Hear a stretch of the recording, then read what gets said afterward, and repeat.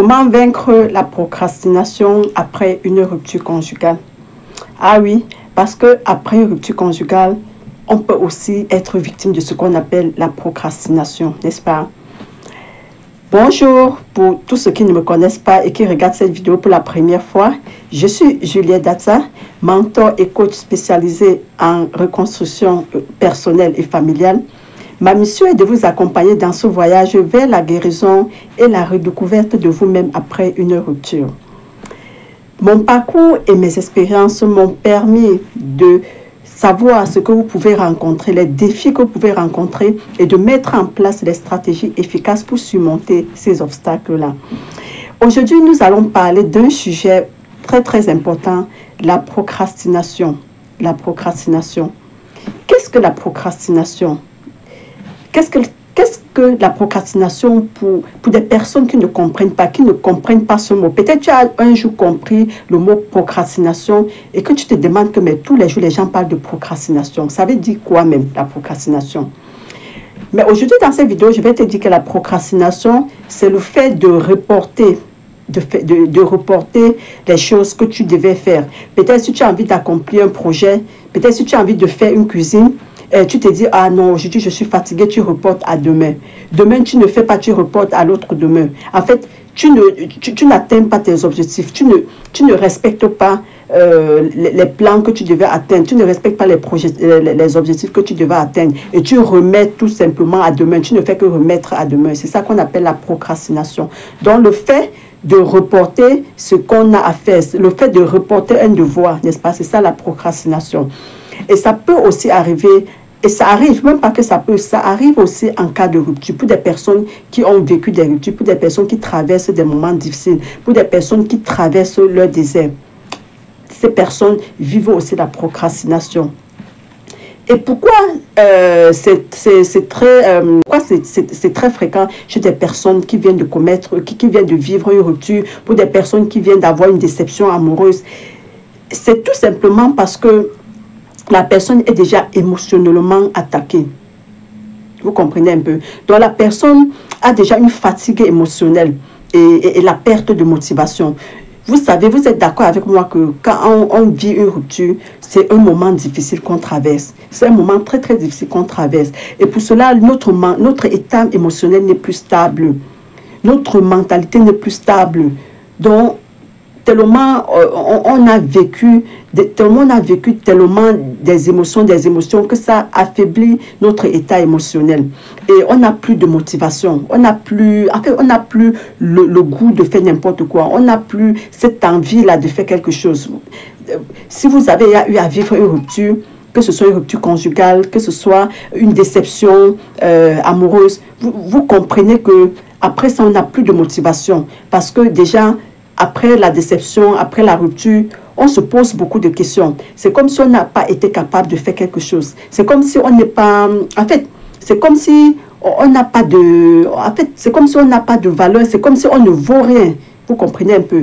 Et pour cela, ça déstabilise notre état émotionnel. Et c'est pour ça qu'après une rupture, c'est très fréquent.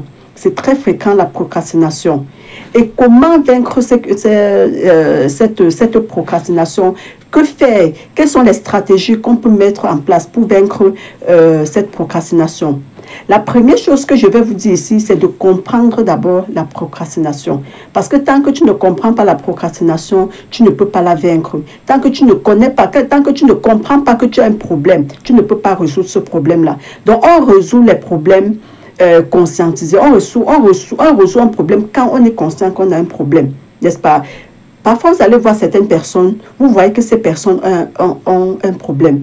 Mais ces personnes ne réussissent pas à sortir de leur problème. Pourquoi? Parce qu'ils ne sont pas conscients. Tu ne peux pas résoudre un problème dont tu n'es pas conscient. Tu ne peux pas faire quelque chose. Tu ne peux pas chercher les réponses à une question que tu n'as pas conscience de cette question-là. Donc, il faut d'abord être conscient. Il faut d'abord être conscient que tu es en train de procrastiner. N'est-ce pas? Il faut être conscient que tu es en train de procrastiner. Et tu dois identifier quelles sont les causes de cette procrastination-là. Oui, je suis en train de procrastiner. J'ai compris que je suis en train de procrastiner. Mais quelles sont les causes de cette procrastination? Est-ce que ça vient des émotions que je ressens? Est-ce que ça vient de la peur? Est-ce que ça vient de la peur du jugement des autres? Parce que ça peut venir de ça. Ça peut venir que tu es en train de remettre des objectifs à demain parce que tu as peur du jugement des autres, n'est-ce pas? Ça peut être que tu as peur de l'échec. Ça peut être que tu as peur de commencer et de ne pas réussir. Et si je ne réussis pas, qu'est-ce qu'on va dire? Si je ne réussis pas.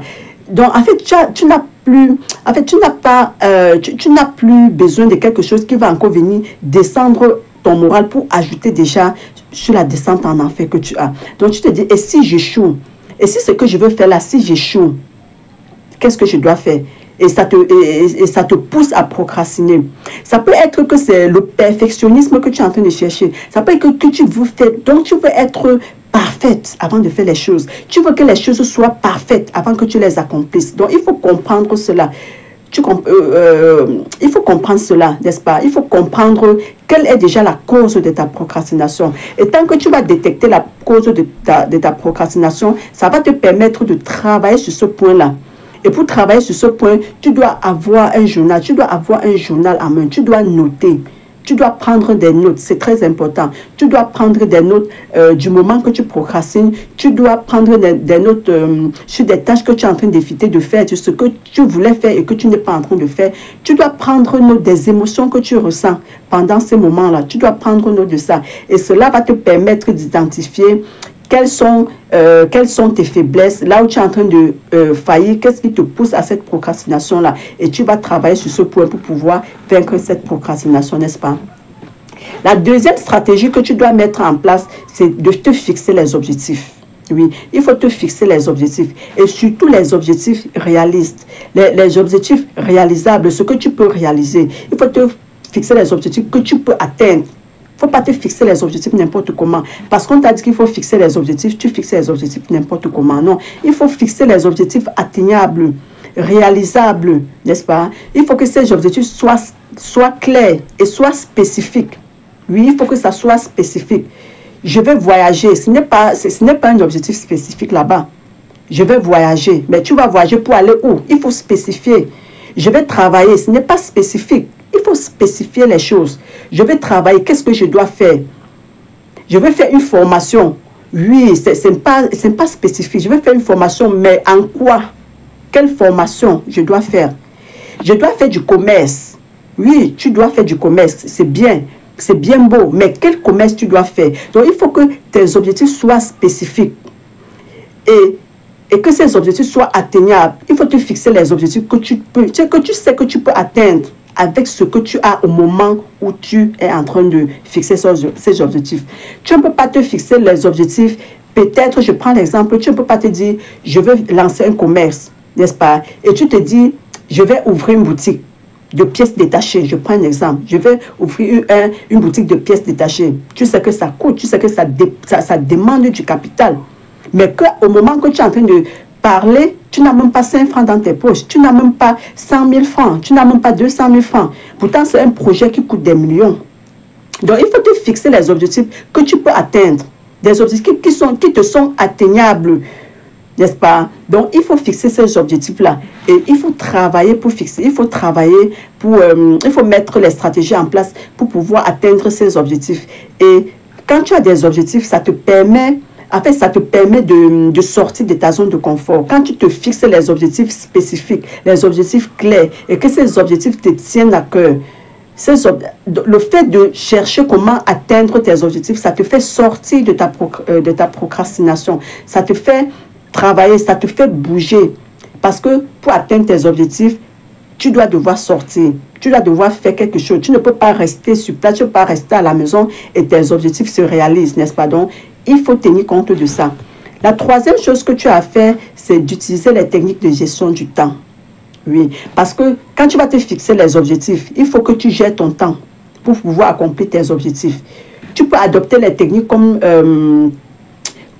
travailler par tranche. Tu peux te fixer les heures que tu dois travailler. Tu peux même utiliser les applications. Tu peux utiliser un carnet. Tu peux utiliser, comment on appelle ça? Regardez comment le nom m'échappe. Un agenda. Voilà. Tu peux utiliser un agenda tu peux t'acheter un agenda et dans cet agenda, tu vas écrire tes tâches journalières. Tu vas écrire ce que tu dois réaliser journalièrement. Et ça va te pousser à sortir. Ça doit te pousser à sortir à sortir de ta zone de confort, à te lever de là où tu es, de suivre tes programmes dans ton agenda et aller accomplir tes objectifs, n'est-ce pas? La quatrième des choses ici, la quatrième stratégie que je vais vous donner ici, c'est de créer un environnement de travail productif. Il faut créer un environnement de travail productif. Donc, aménager votre espace. Il faut vous aménager de manière à vous permettre à travailler, de manière à vous permettre de pouvoir sortir pour aller atteindre vos objectifs. Et il faut surtout bien être entouré. Oui, parce que quand on traverse une période difficile, comme j'ai dit au début, notre état émotionnel est bas. Et pour cela, on a besoin de personnes qui doivent nous motiver. On a besoin de personnes qui doivent nous dire que c'est possible. On a besoin de personnes qui doivent nous dire que non, tu ne dois pas attendre d'être parfait. Tu ne dois pas attendre le perfectionnisme pour faire ce que tu as.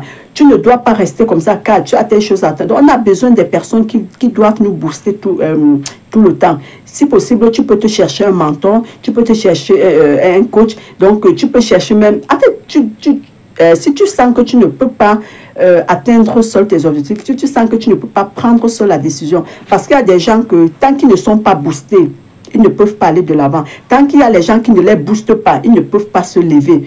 C'est pour ça que plusieurs personnes ne peuvent pas faire l'entrepreneuriat. Parce que pour faire l'entrepreneuriat, il faut prendre l'initiative soi-même. Il faut prendre l'initiative de se lever. Il faut prendre l'initiative de sacrifier peut-être les balades, les sorties. Il faut prendre l'initiative. En fait, il faut prendre seule l'initiative, contrairement aux salariés. Les salariés, parfois quand tu te lèves le matin, tu n'as même pas envie d'aller au travail. Mais tu es obligé de partir parce que tu es obligé d'aller travailler. Tu as quelqu'un derrière toi. Tu sais que tant que tu ne travailles pas, tu n'auras pas ton salaire. Tu sais que tant que tu ne vas pas au travail, on peut te licencier. Et cela t'oblige à partir, même si tu n'en as pas envie. Même si tu n'en as pas envie. Pourtant, contrairement à l'entrepreneuriat, que c'est toi seul qui dois prendre ces initiatives-là. Tu n'as personne derrière toi qui te met la pression. En fait, tu n'as peur de personne. Mais tu sais que tu as des objectifs à atteindre. Et pour cela, tu dois sortir, n'est-ce pas? Donc, il faut t'entourer de bonnes personnes, des personnes qui vont te motiver, les personnes qui vont te dire que tout est possible, les personnes qui vont te soutenir durant tout ce parcours-là. Il y en a plusieurs, mais la vidéo est très longue. J'en ferai une autre vidéo pour vous parler encore de ça, parce que là, j'ai tellement détaillé et la vidéo est très longue et je ne veux pas que la vidéo soit très, très longue. Donc, c'était les stratégies les stratégies que vous pouvez mettre en place pour vaincre la procrastination après une rupture. Et pour des personnes qui ont besoin, si tu sens que tu fais tous ces efforts-là, mais que tu n'arrives pas, si tu sens que malgré tout ce que tu fais, tu n'arrives pas à prendre la décision toi-même, et si tu sens que tu as besoin d'accompagnement, si tu sens que tu as besoin de quelqu'un pour te booster, de quelqu'un pour te tenir la main, de quelqu'un pour être derrière toi, tu peux juste me contacter. Il y a dans la description, tu trouveras l'adresse email où tu peux m'écrire. Tu me contactes, je serai là, je vais te répondre et on va fixer un rendez-vous on va fixer un rendez-vous d'appel découvert gratuit pour pouvoir analyser ta situation et voir comment tu peux être accompagné. Merci pour vous d'avoir regardé la vidéo. On se dit à la prochaine. Ciao.